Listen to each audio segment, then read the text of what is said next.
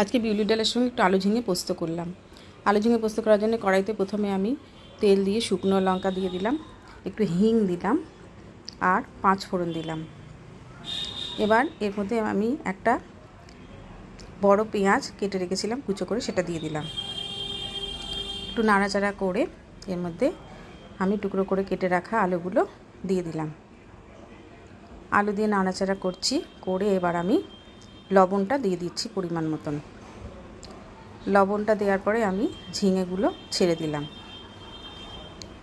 এবার আমি এটা একটু ভাপিয়ে নিচ্ছি।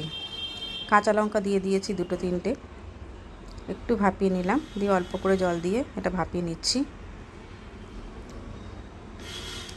অল্প একটু ভাপানো হয়ে গেছে, এবার আমি এটা দেখে নিচ্ছি সেদ্ধ হয়েছে কিনা।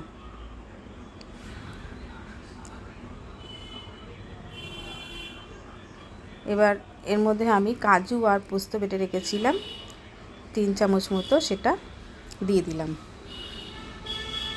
একটু নাড়াচাড়া করে নিচ্ছি, মিশিয়ে নিলাম।